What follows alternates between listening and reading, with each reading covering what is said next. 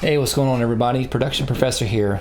So if you've ever tried to run click or pads in Ableton, you know that it can be a lot of work, especially whenever you're trying to set them up for your worship team, if you're on staff or if you're volunteering at a church, right? It gets complicated fast. You've got routing, you've got outputs, you've got group tracks, you have all the setup, bringing files in. There's a lot going on. Today I'm going to show you how I set up my Ableton template for worship, for using pads and clicks live. So after this, you'll be able to build yours step by step if you want. But if you want to skip the work, I've got mine ready for download. That's going to be available for purchase on my Gumroad store, and that link is going to be in the description. But let's go ahead and get to work. I'm going to show you how to build this thing from scratch. So here's my Ableton screen. And you can kind of see there's a lot that looks like it's going on here, but I'm going to simplify it for you and break it down piece by piece. So we've got 6 tracks that we're starting out with, and we've got an indeterminate amount of scenes. There can be as many scenes as you'd like. So the first track is called Click Bank, Pad Bank. Now these tracks are for storing your metronome clips and your pad clips. All right, so for the metronome, let's go ahead and take a look at one. It's literally just a small MIDI clip that has 2 different wood stick sounds, a high one and a low one. And you'll see this one is going cat, go, go, go, cat, go, go, go. So if I go to the 3-4 one, it's going to be cat, go, go, cat, go, go, so on and so forth. And then in the pad ones, you can see that I'm using my Nebula Dream pads. If you like these and you want these for your template, go to my Gumroad store. You can download all 12 keys right there. Or if you just want the free one, I've got one available for free in the key of C on my Gumroad as well. So be sure to check that out. But just keep in mind, this template will work with any pad that you have. Just drop in the WAV or the MP3 right here over top of the links to my Nebula Dream pads, and those will work as well. But if you want to follow along one-to-one, go grab the Nebula Dream pads right now from Gumroad. All right, so you can see that I've got these pads in here. I've got them labeled according to how I enjoy my keys being labeled. As far as colors go, like for me, C is always purple, D is always gold, E is always green, so on and so forth. All right, so the point of the bank, this is where I store the puzzle pieces to build the puzzle later. All right, and by the puzzle I mean the song scenes. So let's go ahead and move on to the song library. This is where I keep my song scenes. Now you can see the song library consists of a group that is a click, a pad, and a title. All right, this is the entire song. So, and then also you'll see over here it does have a tempo indicator and then a time signature indicator. All right, these are going to be very important, because even though you are bringing in a time signature and click sound over here, Ableton still needs to know that for looping purposes and that kind of thing, that we're in 4/4. All right, so that's where this comes into play. So this is where I'm going to put every song that I'm ever going to play sometime in the future. All right, this is what I'm going to build my set list with. This is the library of songs I'm going to end up pulling from. Okay, so I've got some songs here that are preset, ready to go with keys, with signatures, and with tempos. All right, and then up here, this is my set list. The set list is where I'm putting the songs that I'm playing in a live situation in the order that I'm going to play them in. All right, so this is going to change week to week. This will change only as I add songs. It will only grow larger. And then this will never change. This is all the building blocks right here. All right, so there's a lot going on here, but let's go ahead and take a look at building a song in the song library, and then we'll look at building a set list from the song library. All right, so let's say that we're going to add in a new song. First thing I'm going to do is I'm going to add in a new scene if I need to. So adding in a scene, and then we're going to rename it, let's say Sample Song 4. Okay, Sample Song 4.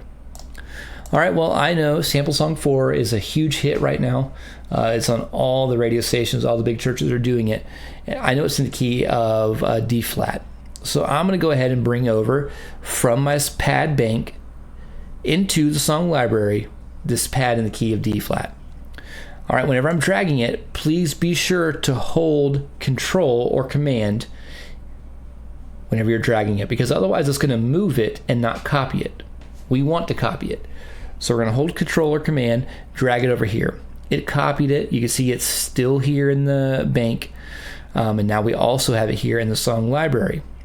Now, any good worship leader knows that sample song 4 is in 3/4, right? So we're going to, actually it's in 6/8, silly me. So we're going to drag over the, right here, the clip for the 6/8. Make sure you're holding Control, once again, because you're copying it, you don't want to move it. All right, so now I'm going to set sample song's tempo over here to 134. Okay, that's the tempo it's in.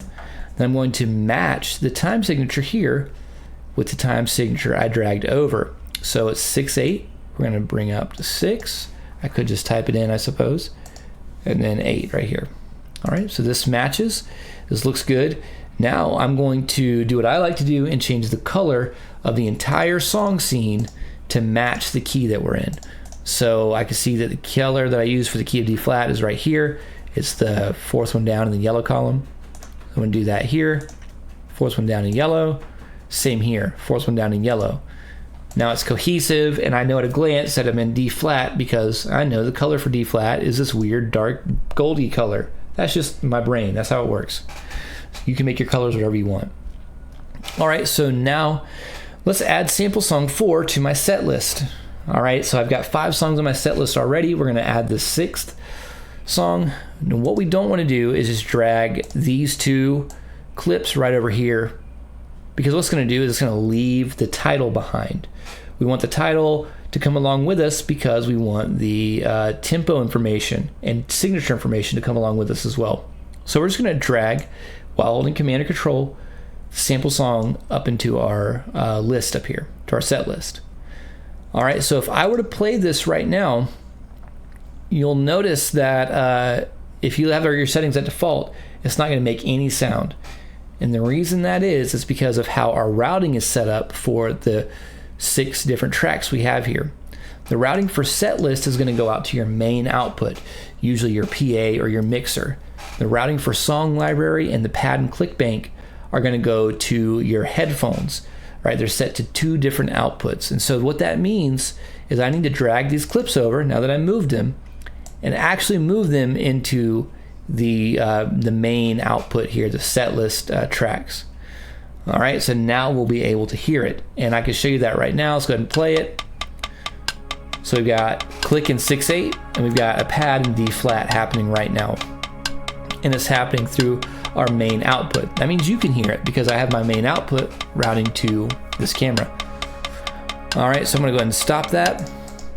Now you do see that it added some stop buttons right here behind it. I'm gonna remove those. Why do I want to remove those? Why don't I want stop buttons up here, but why do I have them right here? The answer is pretty straightforward. If I want to be able to preview pads in the song library or pad bank while I have a pad from the set list playing, then this is not going to interrupt my flow because I don't have the stop buttons there to tell it to stop.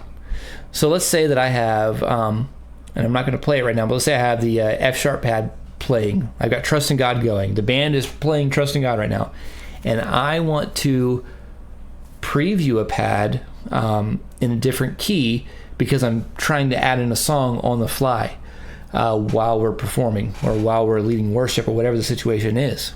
I'm going to be able to click these pads directly and hear them through my headphones. So right now the pad that you're hearing is this D flat one because the play indicator was still highlighted for it.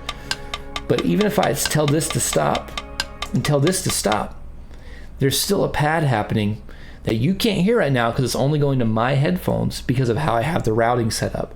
So I can seamlessly check these pads while these are still going without interrupting the flow, without sending this inadvertently to front of house or to the mixer. So that's what that is for. Now, what if you're like, I'm not going to use headphones. I want everything to send to main out all the time. So that's totally okay.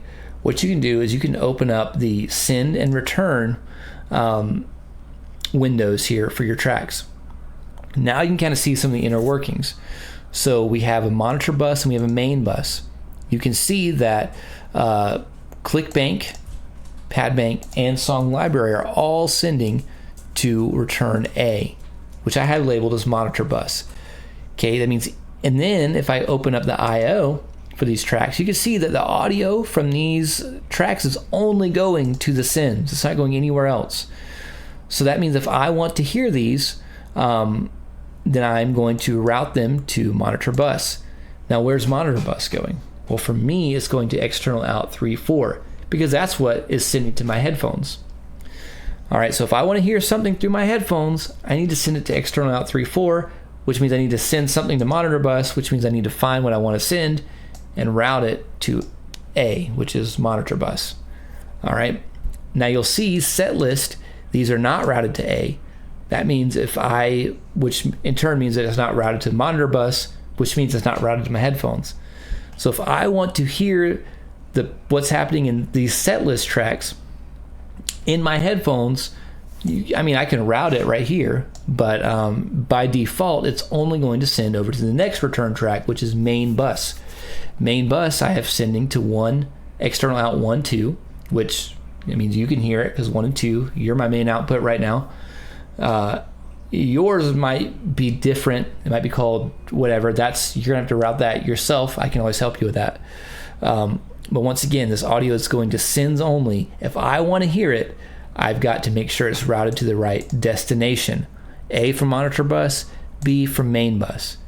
A if you want to hear it in my ears, B if you want to hear it in the room and the PA at the mixer.